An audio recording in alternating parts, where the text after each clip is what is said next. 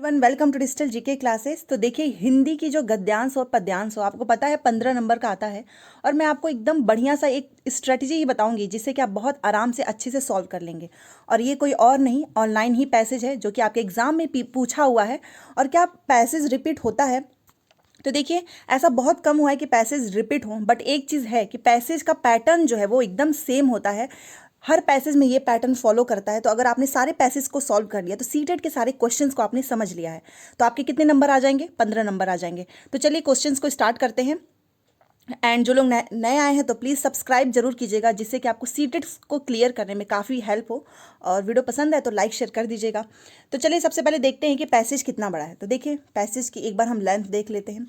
ये ऐसे ओवरव्यू करना बहुत ज़रूरी है। उसके बाद से क्या करेंगे, सीधे क्वेश्चंस पे जाएंगे, जो कि हमेशा मैं आपको बताती हूँ। क्वेश्चंस के कुछ वर्ड्स को पकड़ना है। हमें कैसे लोगों से मित्रता करनी चाहिए, मतलब इस क्वेश्चंस को पढ़ के ही हमें एक आइडिया मिल जाता है कि यस, इसमें किसकी बात हो रही है? मित्रता की बात हो रही है, फ्रेंडशिप की। तो एक वर्ड को अपने दिमाग में रख लो, पूरा क्वेश्चंस पढ़ने की जरूरत नहीं है। एक साथ कितने क्वेश्चंस को देखेंगे? 3 क्वेश्चंस। गद्यांश के आधार पर आपके साथियों से मालूम चल जाता है कि आप जीवन में कहाँ तक जाएंगे। फिर से बात चल रही है किसकी? साथियों की बात चल रही है, मतलब फिर से हमारे दोस्त की बात चल रही है। तो चलिए ठीक है, इसका मतलब पूरा पैसेज किस पे है? दोस्त पे है। और ये देखिए, यहाँ पर विलोम शब्द आ गया है, तो एक दो ग्रामर का आएगा ही। तो मतलब 2 क्वेश्चन हमको मिल गया। एक तो यहाँ पर कि आपके फ्रेंड से पता चलेगा कि आप कहाँ तक जाएंगे, और यहाँ पर हमें कैसे लोगों से मित्रता करनी चाहिए। तो आज का पैसेज काफ़ी अच्छा है। तो चलिए देखते हैं। जिनके बीच हम अधिक समय बिताएंगे उनके भाव विचारों में अधिक लिप्त रहेंगे, उन्हीं के अनुरूप सोचेंगे और कार्य करेंगे, धीमे धीमे उसी सांचे में ढल जाएंगे। चीनी दार्शनिक कन्फ्यूशियस ने कहा है कि आपके साथियों से मालूम चल जाता है कि आप जीवन में कहाँ तक पहुँचोगे। बस वो क्वेश्चन पूछा ही था ना कि आपके दोस्त के बारे में। तो देखिए, यहाँ तक क्वेश्चन हमें समझ में आ गया है, बट थोड़ा सा और नीचे देख लेते हैं, कहीं कुछ और भी तो नहीं लिखा है इससे रिलेटेड। इसलिए आपके गंतव्य की ओर जो साथी अग्रसर हों उन्हीं का दामन थाम ले, मतलब जो आपको आगे बढ़ने में जो है सपोर्ट करे, आपको उन्हीं के साथ रहना चाहिए। शरीर को स्वस्थ, उत्साही और जीवंत रखने में जो कार्य भोजन, पोषण और व्यायाम करते हैं, वही भूमिका मनुष्य अंतःकरण के समुचित रख रखाव में साहित्य, स्वाध्याय, नेक पुरुषों के सान्निध्य और सकारात्मक परिवेश की है। अब क्या करना है, देखिए, पैसेज आपने इतना पढ़ा है तो एक बार ही केवल आपको पैसेज पढ़ना है। एक बार से ही अभी से हैबिट बना लो पैसेज को एक बार में करने की। इतना आपने पढ़ लिया है, ठीक है। अब नीचे का भी पढ़ लेते हैं, क्योंकि पैसेज जो है ज़्यादा बड़ा नहीं है इसलिए। माना कि जीवन में अधिसंख्य व्यक्ति अपने जीवन से असंतुष्ट, दुख बताते, परनिंदा में उलझे, दूसरों में खूबियाँ नहीं दोस्त तलाशते हैं। अवसर मिलते ही दूसरों को नीचा दिखाने की चेष्टा करते हैं। स्वार्थ सिद्धि के बाद पहचानते भी नहीं, मतलब आपसे हेल्प तो ले लेंगे, और जब उनकी आप हेल्प कर दोगे ना तो उसके बाद से वो आपको पहचानेंगे ही नहीं। ऐसे आपके भी दोस्त होंगे ही, किसी न किसी के होते ही हैं। किंतु दूसरे छोर पर एक वर्ग उनका है जो उत्साही हैं, उदार हैं, सहज हैं, संयंत्र है, आशावादी विचार और बुद्धि से समृद्ध है। तो एक तो ऐसे लोग होते हैं जो आपकी हेल्प करेंगे, बाद में आपसे हेल्प ले लेंगे, फिर आपको पूछेंगे भी नहीं। और एक दूसरे लोग ऐसे होते हैं ना कि आप उनसे चाहे जितनी बार भी मदद मांग लो, चाहे वो आपसे मदद मांग लेंगे, बट फिर भी वो कितने बहुत ही उदार होते हैं, बहुत ही एकदम जेंटल होते हैं, सहज होते हैं। तो आप समझ गए होंगे, पूरी बात में फ्रेंडशिप की बात की गई है और इसमें सब कुछ हमें समझ में आ गया है। अब क्या करेंगे, क्वेश्चन पे चलेंगे। ये देखिए, लिखा है कि हमें कैसे लोगों से मित्रता करनी चाहिए। पैसेज में एकदम करेक्ट लिखा हुआ था कि हमें कैसे लोगों से मित्रता करनी चाहिए। तो एक बार मैं आपको दिखा दूंगी कि आपको कैसे। यहाँ पर देखिए, आपके साथियों से मालूम चल जाता है कि आप जीवन में कहाँ तक पहुँचोगे, इसलिए आपके गंतव्य की ओर जो साथी अग्रसर हो उन्हीं का दामन थाम लें। मतलब जो आपके गोल है ना, जो आपका, उसके तरफ जो भी आपके वैसे ही कोई मिले उसका ही आपको दामन थामना है। ऐसे नहीं कि जो पढ़ ही नहीं रहा है, जिसको कोई मतलब ही नहीं है सीटेट से, जो अभी भी इसी चक्कर में पड़े हुए हैं कि अरे ठीक है पास हो जाएगा, 10 दिन 2 दिन भी पढ़ लेंगे तो पास हो जाएगा, वो बिल्कुल भी नहीं पढ़ रहे हैं। तो ऐसे लोगों का साथ चाहिए आपको, या फिर ऐसे जो हर दिन जो है बढ़िया से एकदम पढ़ाई करते हैं, शेड्यूल जो भी स्केड्यूल अपना बनाए उसको फॉलो करते हैं। तो बस समझ में आ गया होगा आपको कैसे लोगों से मित्रता करनी चाहिए, जो आपके लक्ष्य से, जिनका लक्ष्य जो है हमारे लक्ष्य से मेल खाता हो। सेम वही लिखा था, जो आपके गंतव्य तक जो है आपका दामन थाम ले।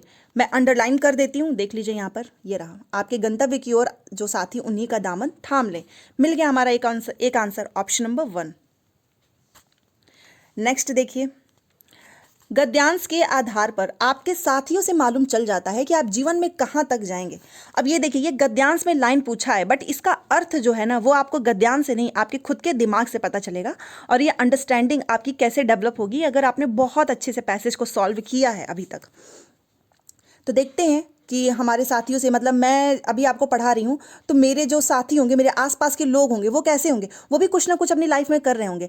आप जैसे भी पढ़ाई कर रहे हो तो आपके भी दोस्त कैसे होंगे, जो पढ़ाई कर रहे होंगे, जिनसे आप क्वेश्चंस डिस्कस करते हो। बट अगर आप अभी पढ़ाई कर रहे हो और आपका कोई भी एक ऐसा दोस्त है जो आपको पढ़ने में जो है हमेशा डिमोटिवेट करे, जो आपको पढ़ाई हमेशा ये बात करे कि अरे चलो वहाँ घूम के आते हैं, ये मूवी देख कर आते हैं, यहाँ शॉपिंग करने जाते हैं, तो इसका मतलब आपका जो वो दूसरा दोस्त है ना, उसको पढ़ाई से कोई मतलब नहीं है। तो आपको ऐसे दोस्त को अभी इसी वक्त से उसका साथ छोड़ देना चाहिए, नहीं तो आप अपने गोल को पूरा नहीं कर पाएंगे। तो बस आपको इतना तो पता ही अपने इसका अर्थ।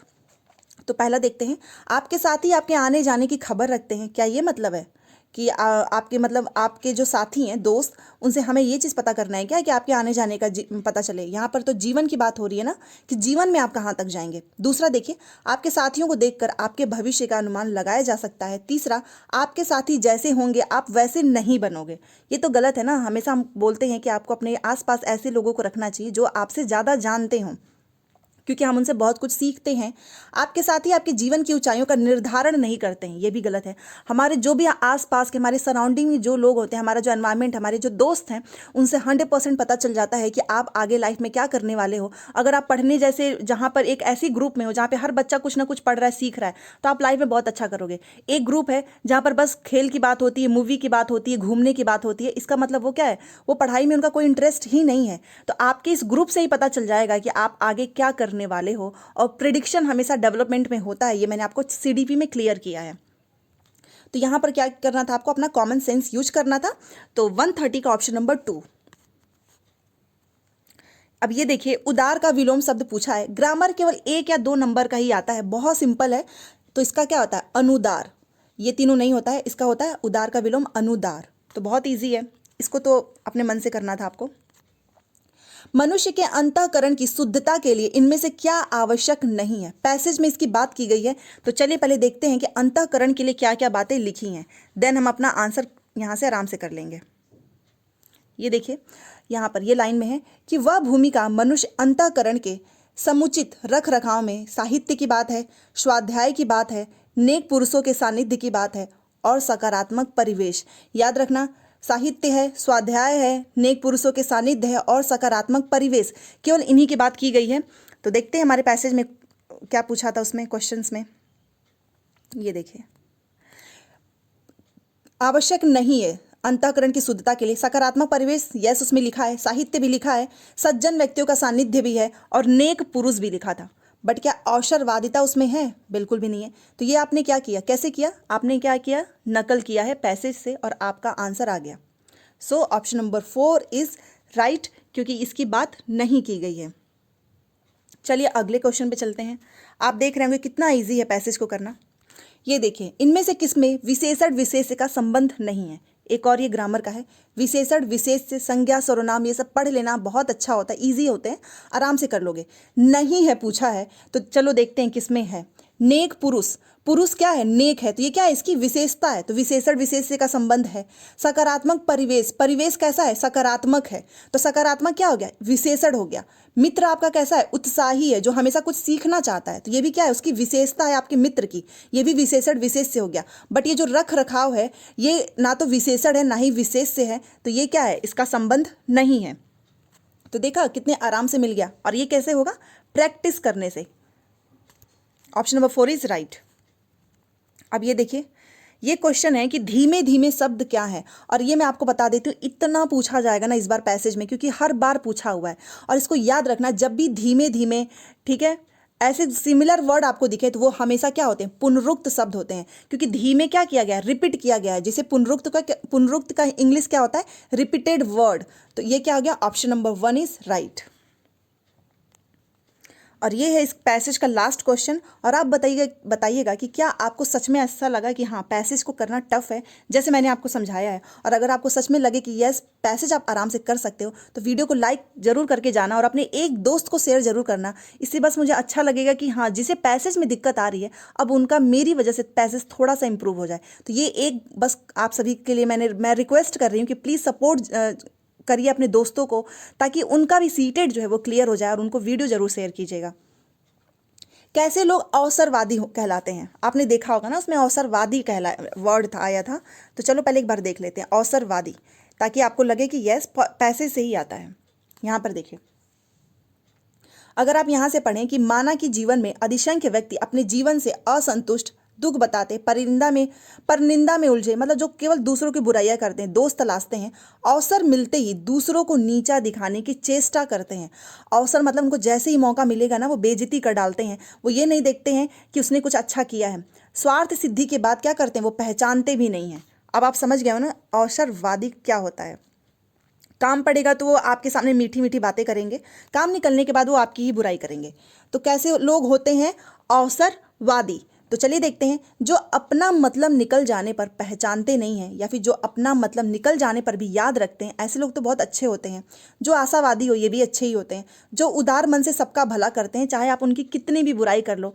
मतलब अगर मैं आपको पढ़ा रही हूँ, आप चाहे कमेंट में कुछ भी लिख दो कि आप बहुत बेकार पढ़ाती हो, नहीं समझ में आता है, क्यों बनाती हो, क्यों बेकार में वीडियो लेके चली आती हो, तो क्या मैं अपना काम बंद कर दूंगी? बिल्कुल भी नहीं। क्योंकि अगर मेरे पढ़ाने से अगर 2 लोग को भी फायदा होगा तो भी मैं पढ़ाऊंगी। क्यों? क्योंकि ये चीज़ मुझे पसंद है कि अगर 2 लोग का भी फायदा हो रहा है तो 4 लोग अगर बुराई कर रहे हैं तो उससे क्या फर्क पड़ जाएगा। ऐसे लोग क्या करते हैं, वो हमेशा दूसरों की भलाई के बारे में सोचते हैं। तो यहाँ पर क्या होगा, अवसरवादी जो अपना काम निकल जाएगा, जो आपसे कुछ क्वेश्चंस पूछ लेंगे सीटेड में, आपसे नोट्स ले लेंगे, बाद में आपकी तरफ देखेंगे भी नहीं और ये भी नहीं बोलेंगे कि इसके नोट्स की वजह से मेरा पेपर क्लियर हुआ है। समझ गए होंगे। ये साथ में एक्सप्लेनेशन इसलिए देती हूँ कि आपकी अंडरस्टैंडिंग इतनी अच्छी डेवलप हो जाए कि आप क्वेश्चंस को बहुत आसानी से समझ लें। तो ये है 135 का ऑप्शन नंबर 1 इज़ राइट। तो ये थे पैसेज। नेक्स्ट क्लास में मिलेंगे। सुबह मॉर्निंग में क्लास हुई थी, मैथ की पेडागोजी थी, ऑनलाइन एग्जाम वाला था, काफ़ी अच्छे क्वेश्चंस हैं। पूरी सीरीज़ देखिएगा, मैराथन क्लासेस भी आने वाली हैं। रात में एसएसटी की क्लास होती है। और एक मैंने अभी स्ट्रेटेजी वाली वीडियो डाली थी, उसमें 3 ट्रिक्स मैंने आपको बताए हैं। अगर आपने बिल्कुल भी नहीं पढ़ा है, पढ़ाई नहीं हुई है अभी तक आपकी, तो वो वीडियो ज़रूर देखिएगा। टेलीग्राम पे मैंने उसका लिंक दिया हुआ है, तो वहाँ से भी आप आराम से देख सकते हैं। तो वीडियो पसंद आए तो वही प्लीज़ सपोर्ट ज़रूर कीजिए अपने दोस्त को कि उसका सीटेड जो है ज़रूर क्लियर हो जाए, अगर किसी को भी दिक्कत आ रही हो तो।